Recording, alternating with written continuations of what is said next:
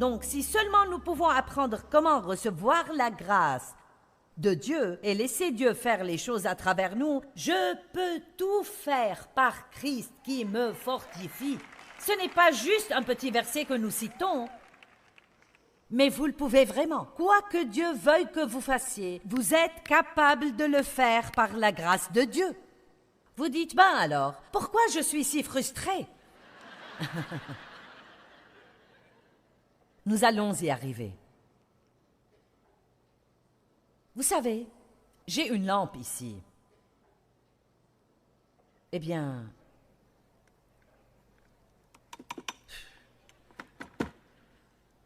pourquoi elle ne s'allume pas? Tu es une lampe, tu es supposée donner de la lumière. Où est la lumière? Oh, elle n'est pas branchée. Oh, il faut la brancher. Oh, oh. Wow, c'était facile. Ok, c'est comme cela. S'il y a une source d'énergie, la source d'énergie, c'est Dieu. Quelqu'un a déjà compris? Vous voyez comme vous êtes vif? Révélation. Il y a une source d'énergie juste là. Bon, ce n'est pas la faute de l'énergie si la lampe n'est pas branchée. Donc, ce que nous devons faire, c'est de nous brancher tout simplement. Chaque fois que vous vous sentez frustré, prenez un moment et branchez-vous. Chaque fois que vous vous sentez épuisé, prenez un moment et branchez-vous. N'essayez même pas de sortir de chez vous le matin sans être sûr que vous êtes complètement chargé, que toutes vos batteries sont complètement rechargées. Ok, voici un autre exemple. Oh là là, nous chargeons tout aujourd'hui. Nous chargeons ce laptop. Nous le vérifions plusieurs fois par jour. Voyons si le chargement est allumé. Mince, s'il diminue, nous le branchons. Allez, voici venir une révélation. iPhone, vous devez garder ce bébé chargé. Oh mon Dieu, nous allons bientôt préférer sortir de chez nous sans vêtements plutôt que sans téléphone.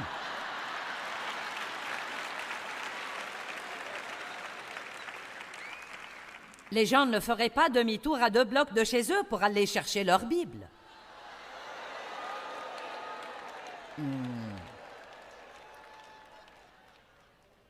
Nous allons faire comme si je n'avais pas dit ça. Oh, je la prendrai demain, pas de problème. J'allais m'asseoir dans la voiture et lire la Bible à l'heure du déjeuner, mais je le ferai demain. Nous retournons prendre le téléphone ou nous envoyons quelqu'un le prendre. Nous ne partons pas sans le téléphone, nous devons l'avoir parce que nous sommes si importants. Dieu seul sait que nous ne pouvons pas être déconnectés des gens que nous connaissons. Pas 5 secondes, il faut l'avoir sur soi. Et puis il y a la tablette qui doit être chargée. J'ai compté en fait et j'ai 10 appareils électroniques que je garde chargés tout le temps. 10. J'ai ce petit truc que je charge à ma ceinture qui me dit combien je fais de pas. Je veux le savoir parce que chaque pas c'est des calories.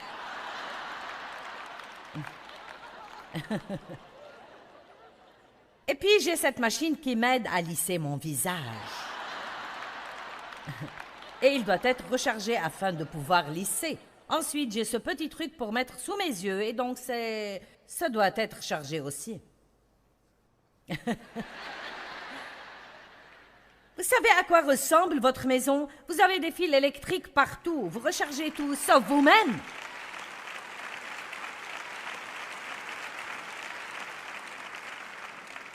Ben, je suis frustrée. Je ne sais pas pourquoi je suis si frustrée. Je suis si fatiguée et malade de ça. Et je suis tellement frustrée. Et Dieu, je ne peux plus supporter cela. Certains sont venus à cette conférence en disant « Dieu, si tu ne me montres pas quelque chose, il me faut une parole de toi ce soir. Eh bien, en voici une. Branche-toi !»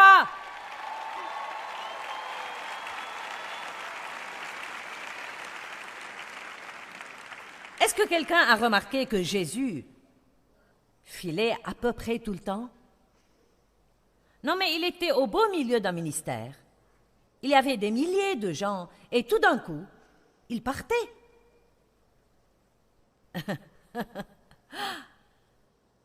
Il montait dans la montagne pour prier. Il le poursuivait là-bas, alors il s'occupait encore d'eux, puis il s'en allait ailleurs. Bon, vous savez, je n'ajoute pas quelque chose à la parole. Je ne ferai pas ça. Mais disons juste que Peut-être qu'il était fatigué. Peut-être que les idioties que les disciples faisaient le frustraient de temps en temps. Et peut-être qu'il disait « Ok, Père, il faut que je m'éloigne de là 1 minute. »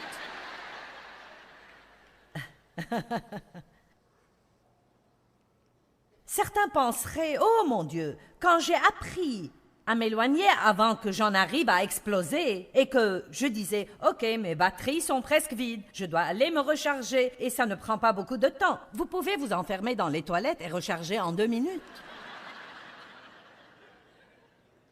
Juste « Ok, Dieu. »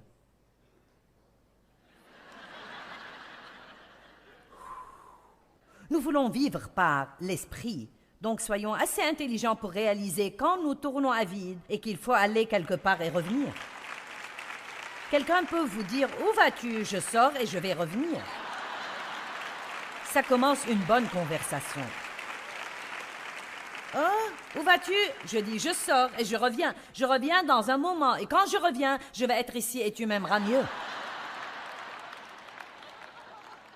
Quand j'ai commencé à apprendre ça et à passer du temps avec Dieu chaque matin, écoutez-moi, il est hors question que je sorte de ma maison sans passer du temps avec Dieu. Je ne le fais pas. Croyez-moi, je n'ai pas assez de batterie, je n'ai pas ce qu'il faut. Si Dieu ne m'aide pas, je suis foutu. Je suis foutu. Nous devons avoir Dieu.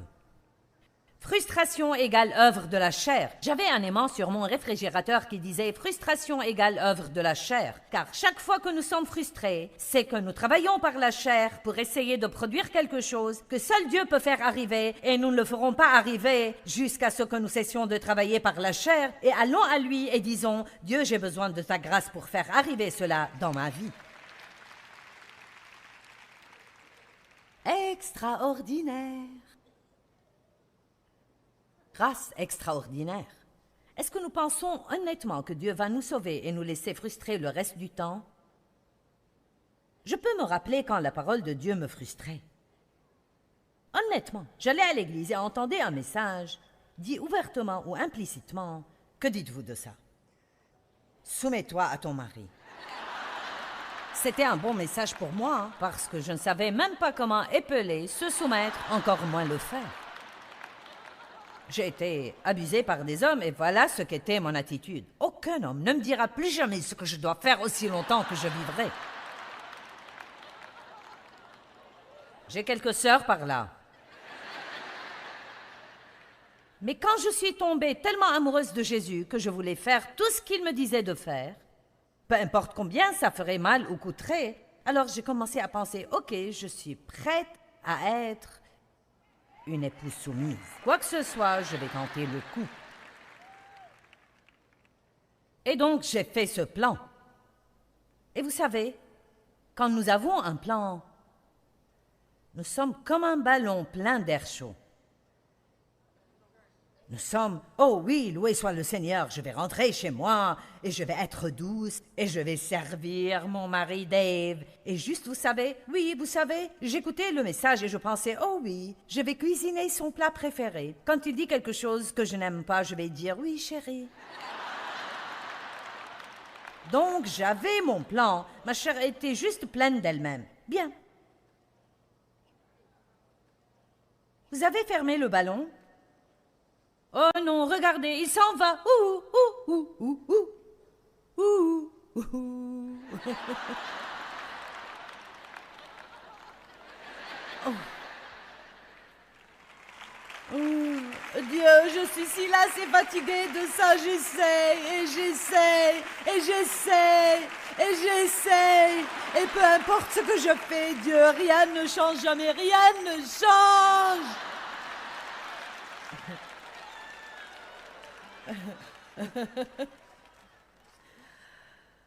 Nous en sommes là. Et puis, nous nous regonflons nous-mêmes. Oui, Dieu soit loué. Je parle trop, mais je vais me taire. Vous auriez dû me voir quand je décidais que j'allais être douce. Seigneur, aie pitié. Je vous dirai d'autres de ces histoires demain. honnêtement et en vérité, j'avais été chrétienne depuis longtemps, mais dans les années 70, Dieu a touché ma vie d'une manière très unique et significative. Et je me suis sentie plus profondément amoureuse de lui que jamais, et ça m'a fait vouloir faire ce qu'il voulait que je fasse, et j'ai eu vraiment faim de la parole. Mais honnêtement, jusqu'à ce que j'apprenne ce que je vous dis ce soir, plus j'étudiais, plus j'entendais de messages, plus ça me frustrait parce que j'essayais de les mettre en pratique. Êtes-vous allé à l'église en vous sentant mal et quitté l'église en vous sentant plus mal? Parce que vous êtes arrivé avec 3 problèmes, quand vous êtes sorti, vous en aviez 10.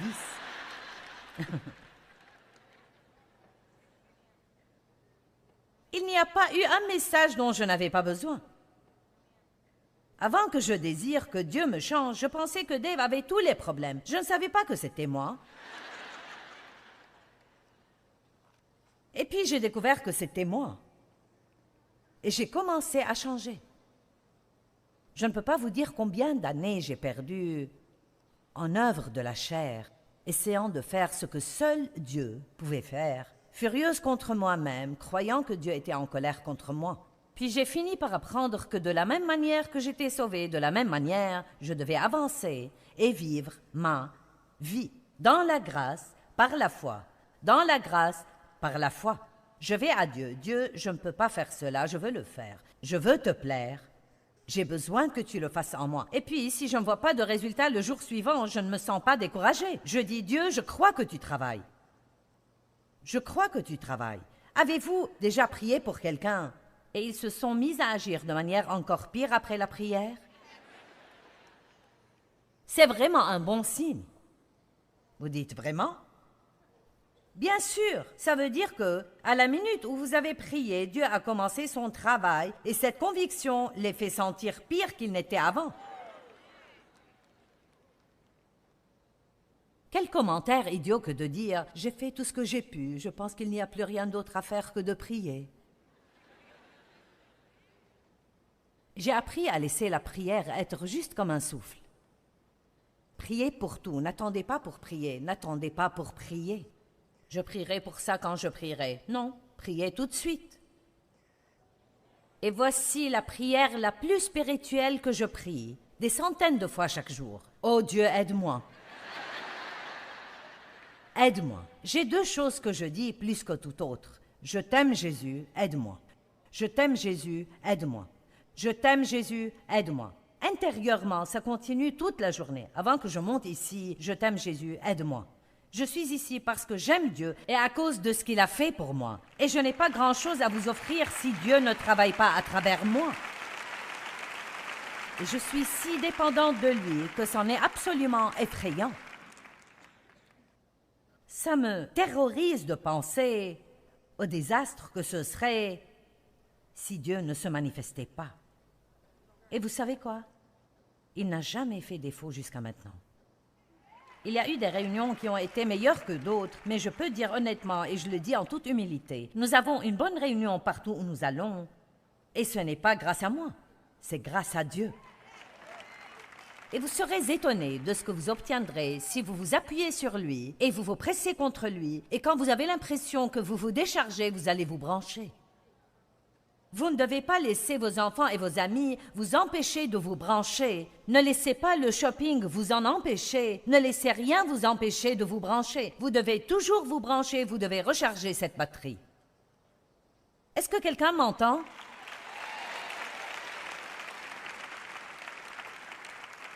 La façon dont nous lisons la parole est si importante. Ce livre est plein de promesses. Mais nous le lisons comme une loi. Quand je lis là-dedans, soyez bons, ce n'est pas une nouvelle loi qui fait que si je ne suis pas bonne, Dieu m'en veut. C'est une promesse que si je lui fais confiance et me repose sur lui, Cette bonté est à l'intérieur de moi parce qu'il est en moi et il va le produire par moi alors que je lui fais confiance et me repose sur lui. Et il ne le fait pas tout d'un coup juste comme ça. C'est petit à petit de gloire en gloire, petit à petit de gloire en gloire. Je fais un peu de progrès, je crois. Je fais un peu plus de progrès, je crois. Et je fais un peu plus de progrès, je crois. Celui qui a commencé un bon travail en moi est assez capable de le compléter et de le mener à bonne fin. Dieu ne va pas nous laisser inachever. Il va nous conduire à notre perfection aussi longtemps que nous nous tiendrons avec lui et continuerons de croire que Dieu travaille. Quelqu'un devrait recevoir un petit soulagement. Quelqu'un, quelque part, vous commencez à vous sentir un peu, peut-être... Oh, tu veux dire que je n'ai pas à le faire?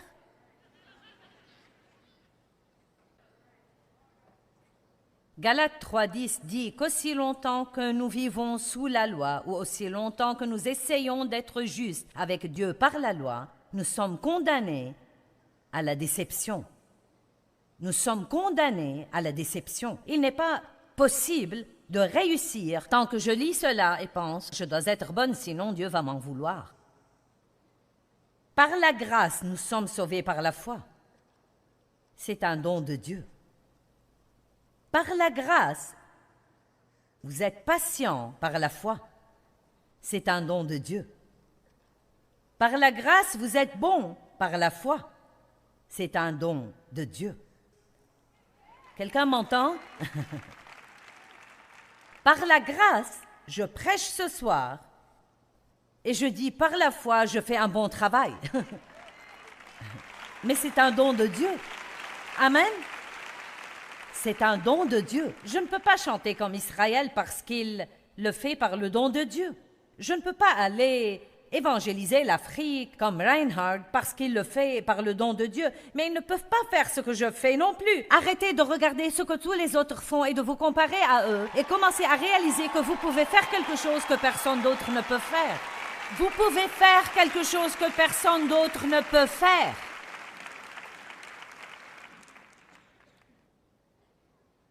Amen. Allez, aimez-vous.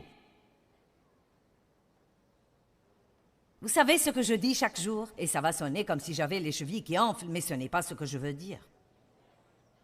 J'ai pris cette habitude récemment. Chaque matin quand je me réveille, avant même de sortir du lit, je t'aime, Seigneur. J'aime ma vie. J'aime ma personne. Et j'aime les gens. Tu aimes ta personne? Tu aimes ta personne? Oui, oui. Je n'aime pas mon moi charnel, mais j'aime la nouvelle création que je suis. J'aime vraiment ce que Dieu a créé à l'intérieur. J'embrasse cela et c'est ce que je suis maintenant en Christ. Et Dieu s'occupe du reste. Oui, j'ai encore besoin d'arrondir les bords, mais Dieu savait cela quand il m'a appelé, et il savait tout de vous quand il vous a appelé. Dieu n'est pas surpris par vous, il ne dit pas « Oh mon Dieu !» Oh, Reinhard, si j'avais su ce à quoi tu allais ressembler, je ne t'aurais jamais appelé pour évangéliser l'Afrique, jamais, jamais.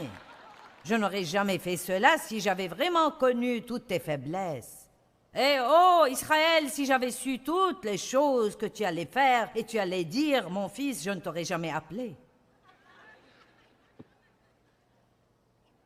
Dieu choisit les choses faibles et folles du monde afin de confondre les sages, afin qu'aucun mortel n'ait la prétention de se glorifier dans sa présence. Or, l'unique genre de personnes qui obtiennent de l'aide, c'est les humbles. Les humbles obtiennent de l'aide, c'est un bon message. Dieu, aide-moi. Aide-moi. 1 Pierre 5:5. Vous allez bien? Allez, je veux que la pression s'en aille.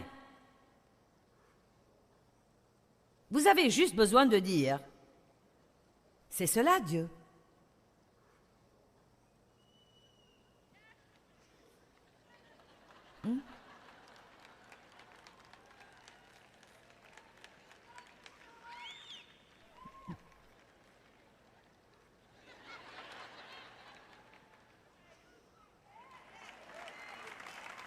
Tu es le bienvenu pour intervenir.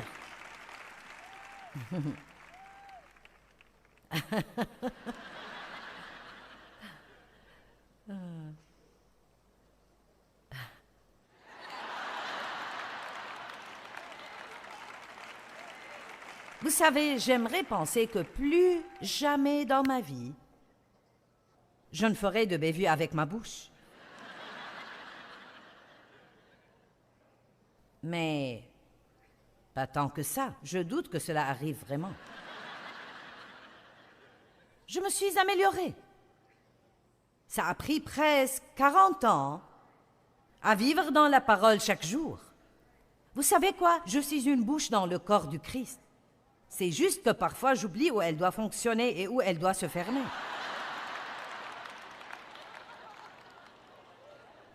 J'ai essayé si fort de me taire et d'être douce et gentille et...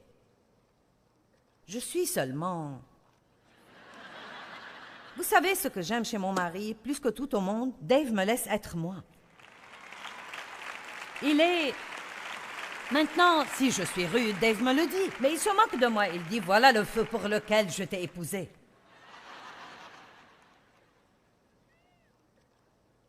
Et vous savez, Dieu nous prend.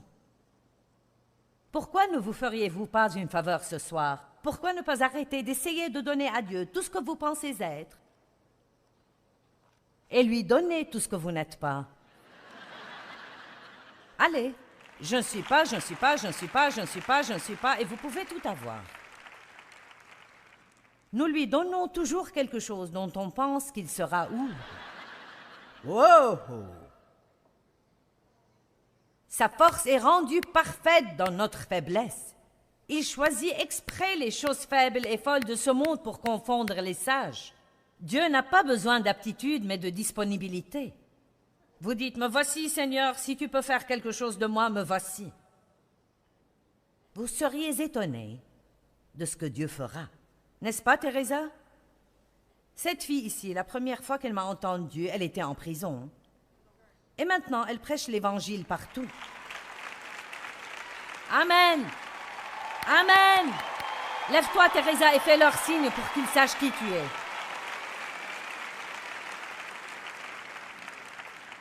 Oh mon Dieu!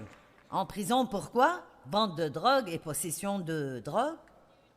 Usage de drogue et... la vie était un tel désastre. Bon sang, je vous le dis, Dieu a mis la main sur elle. Ouh! Quand Dieu met la main sur vous, il vous change en une autre femme, en un autre homme. Amen? 1 Pierre 5,5. De même, jeunes gens et de rang inférieur, soyez soumis aux anciens, les ministres et les pères spirituels de l'Église, rendant respect et soumission. Soumission! Qui sont dus à leurs conseils. Donc, il parle déjà de s'humilier suffisamment pour écouter ce que veulent vous dire les gens qui ont plus de sagesse que vous et qui sont là depuis plus longtemps et qui, en fait, en savent plus que vous. Tous, revêtez-vous d'humilité. Je pense que l'humilité est la vertu cardinale. Je pense que j'y ai beaucoup réfléchi et je pense que les péchés sont enracinés dans l'orgueil. Parce que l'orgueil était le péché de Satan.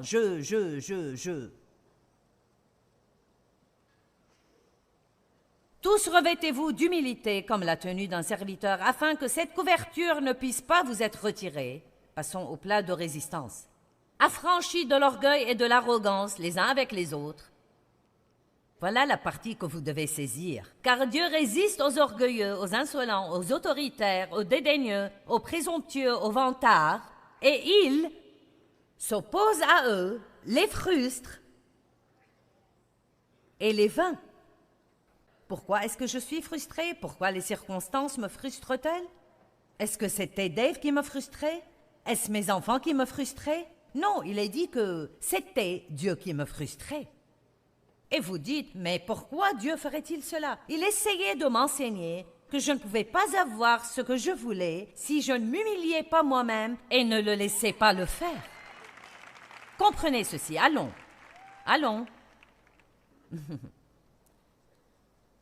Dieu ne va pas vous laisser le faire.